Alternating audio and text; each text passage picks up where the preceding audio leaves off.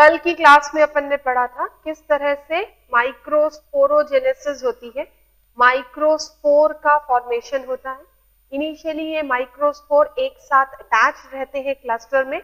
4 microspore के एक group को टेट्राड कहा जाता है। टेट्राड के माइक्रोस्पोर्स अलग होंगे। हर माइक्रोस्पोर डेवलप होकर एक पोलन ग्रेन बनाएगा। इस पोलन ग्रेन को मेल गैमेटोफाइट कहा जाता है। इस गैमेटोफाइट में मेल गैमेट का प्रोडक्शन होता है।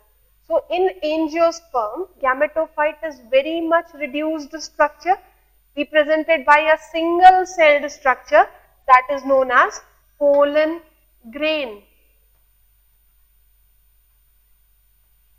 Formation of pollen grain or formation of microspore is known as microsporogenesis. Microspore से जब पोलन ग्रेन और पोलन ग्रेन्स के अंदर जब मेल गैमेट बनते हैं तब उस प्रोसेस को क्या कहा जाता है? Microgametogenesis. So microgametogenesis is formation of male gametes inside the pollen grain. किस तरह से फॉर्मेशन होता है? सबसे पहले टेट्राड का फॉर्मेशन हुआ। मियोसिस के बाद माइक्रोस्पोरेंजिया में टेट्राड बनते हैं। टेट्राड के हर सेल को माइक्रोस्पोर कहा जाता है। टेपिटल साइटोप्लाज्म जो कैलेज एंजाइम सीक्रेट करता है, ये कैलेज एंजाइम इन टेट्राड की वॉल्स को, कैलोज की वॉल्स को डीजेनरेट करेगा। हर सेल अलग हो जाएंगे। इस तरह से ये चारों माइक्रोस्पोर अलग हो गए। Now each microspore enlarges slightly, develops 2-layered wall and is known as pollen grain. Pollen grain की आउटर वॉल एक्साइन कहलाती है और इनर वॉल को इंटाइन कहा जाता है। This structure is pollen grain which is male gametophyte. Inside pollen grains, male gametes are produced. सबसे पहले अपन पढ़ेंगे पोलन ग्रेन की वॉल के बारे में। So pollen grain wall, pollen grain की वॉल में 2 layers, exine and intine. Exine is outer layer. This outer wall is known as exine, whereas the inner wall is known as intine. So intine is inner layer. Exine is thick. Initially thin होती है, जैसे जैसे pollen grain mature होगा exine की deposition होती जाएगी और वो और थिक हो जाएगा। इंटाइन किस तरह की होती है? थिन होती है। Exine is mainly made up of sporopollenin. कल की क्लास में अपन ने पढ़ा था कि यूबिस्क बॉडीज टेपिटल साइटोप्लाज्म में होते हैं। ये यूबिस्क बॉडीज स्पोरोपोलेनिन से कोटेड होते हैं। These Ubisch bodies gets deposited to form outer wall exine of pollen grain. So outer wall किस चीज की बनी हुई है? स्पोरोपोलेनिन की बनी हुई होती है। स्पोरोपोलेनिन प्लांट में पाए जाने वाला सबसे हार्डेस्ट सब्सटेंस होता है। Inner wall is made up of pectocellulose. Inner wall pectin और सेल्यूलोज की बनी हुई होती है, जिसे पेक्टोसेल्यूलोज कहा जाता है। Outer wall is thick. It is further divided into 2 parts, exine and enzyme. Exine further consists of 2 parts or 2 layers which are known as ectozyne and endozyne. Ectozyne further consists of, exine is also known as sexin. Exine का नाम एक और नाम है sexin. इसे further divide किया गया है 3 पार्ट्स में, tectum, baculum and foot layer.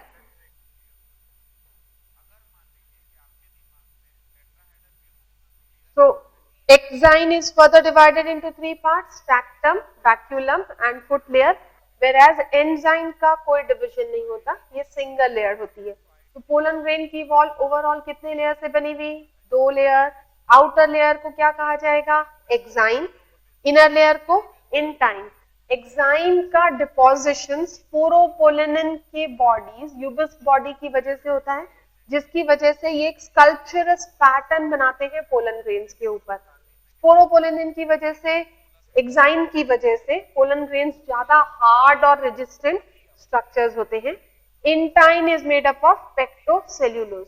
अब पूरे पोलन ग्रेन पर एक पॉइंट ऐसी होती है जहां पर एक्साइन एब्सेंट है, only thin intine is there. This point is known as germ pore. So germ pore is a point on pollen grain where exine is absent, only thin intine is present. Normally एक pollen grain पे सिर्फ एक ही germ पोर observe किया जाता है। जब pollen grain germinate होंगे तब जर्म पोर से पोलन ट्यूब इमर्ज होती है। यानी जर्म पोर का function, emergence of pollen tube occurs through germ pore. एक ही पोलन ट्यूब नॉर्मली ऑब्जर्व की जाती है, इसलिए एक पोलन ग्रेन पे एक ही जर्म पोर ऑब्जर्व किया जाता है। एक्सेप्शन है कैप्सुला। कैप्सुला में 3 germ pores are present on single pollen grain. The exception is capsula, which has got 3 germ pore on single pollen grain. So ये basic characteristics pollen grain की wall पे।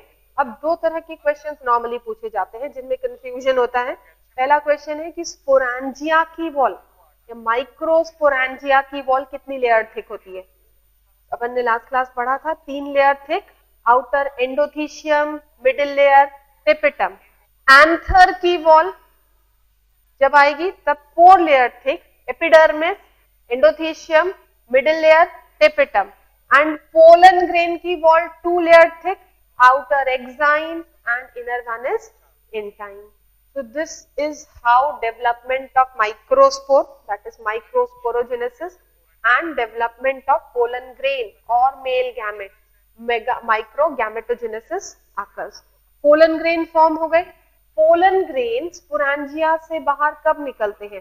फॉर्मेशन के बाद पोलन ग्रेन्स बाहर नहीं निकलते, पोलन ग्रेन्स में division होता है, डिविजन के बाद पोलन ग्रेन्स बाहर लिबरेट होते हैं। एंजियोस्पर्म्स में पोलन ग्रेन का लिबरेशन 2 सेल्ड स्टेज में होता है।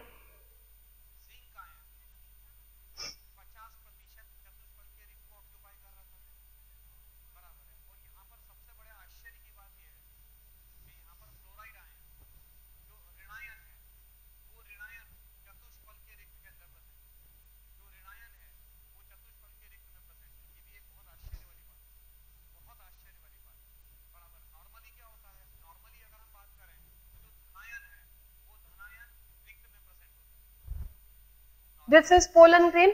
Now this pollen grain undergoes first division to form a smaller cell and a larger cell. इस large cell की लोकेशन हमेशा germ pore की तरफ प्रेजेंट होती है। ये पॉइंट है germ pore. Larger cell always lies towards germ pore. This larger cell is vegetative cell or tube cell. Smaller cell is generative cell. पहले माइटोटिक डिवीजन के बाद एक स्पेशल इवेंट होगा। ये छोटा जेनरेटिव सेल वॉल से detach होकर बड़े वेजिटेटिव सेल में आ जाएगा और उसकी वॉल डीजेनरेट हो जाएगी। So next what happens? Generative cell now comes to lies in vegetative cell.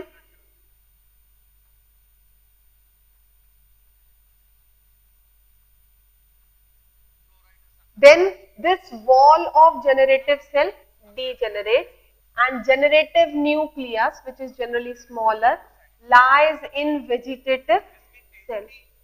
70% angiosperms में इस टू सेल्ड कंडीशन में पोलन ग्रेन लिबरेट होते हैं, यानी मैक्सिमम 70% एंजियोस्पर्म्स में लिबरेशन कब होगा?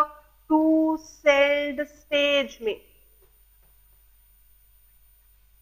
जिसमें एक बड़ा वेजिटेटिव न्यूक्लियस प्रेजेंट है और एक छोटा जेनरेटिव न्यूक्लियस प्रेजेंट है। इस टू सेल्ड कंडीशन में पोलन ग्रेन्स लिबरेट होते हैं 70% एंजियोस्पर्म्स में।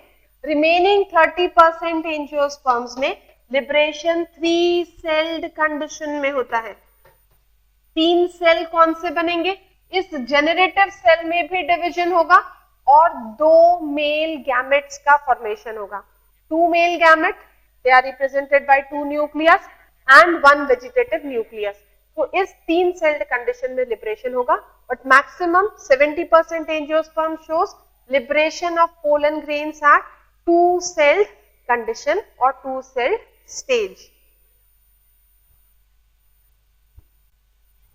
Now formation of pollen grains के बाद pollen grains की स्टडी को पेलिनोलॉजी कहा जाता है।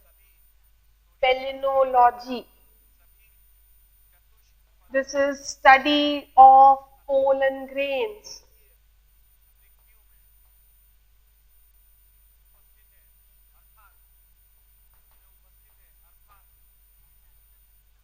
Geopalinology,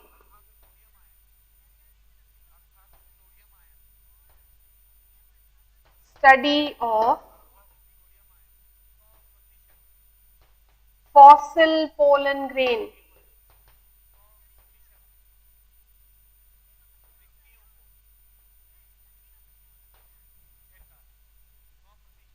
Geopalinology,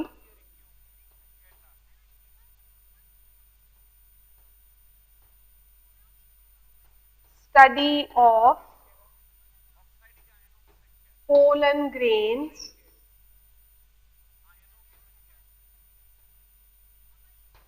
present in air. So study of pollen grains present in air is known as aeropalinology.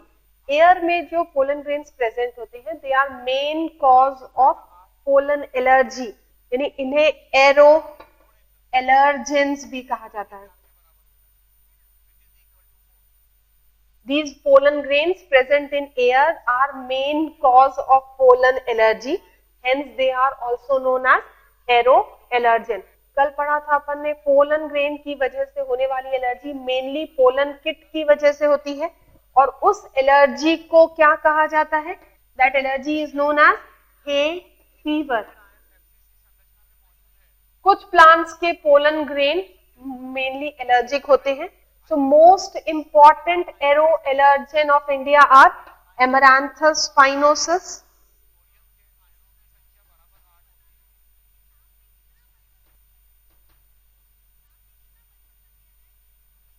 Chenopodium,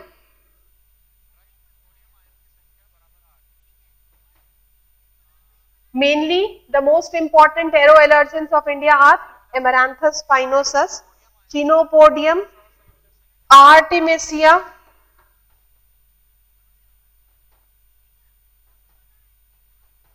and some species of Argemon. ये pollen grains mainly allergy के reason है, and these are considered as the most important aero allergens of India. The allergy cause due to pollen grain is commonly known as hay fever. Next term is melitopalinology.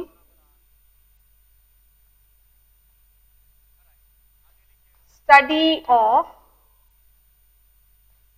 pollen grains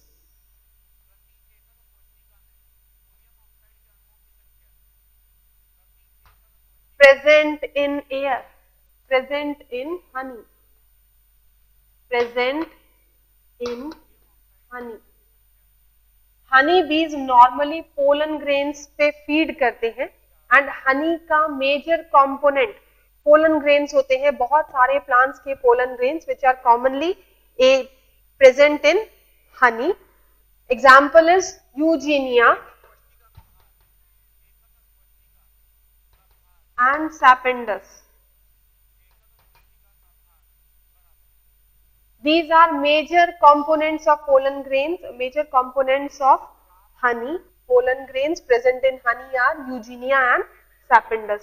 कुछ plants के pollen grains poisonous भी होते हैं. Example, Serrania lethalis. This Serrania lethalis is poisonous pollen grain.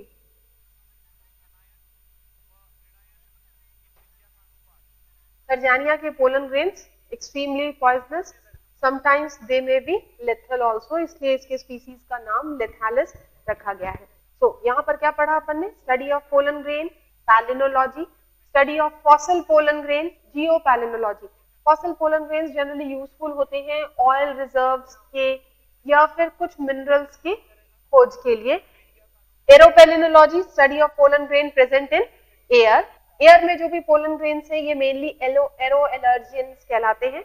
Allergic का कारण होते हैं जिस एलर्जी को कॉमनली हे फीवर कहा जाता है. Melittopalynology, study of pollen grains present in honey, that is Eugenia और सैपिंडस के पोलन ग्रेन्स कॉमनली हनी में ऑब्जर्व किए जाते हैं. सर्जानिया लेथेलिस के pollen grains extremely poisonous nature वाले होते हैं. तो this is about pollen grains.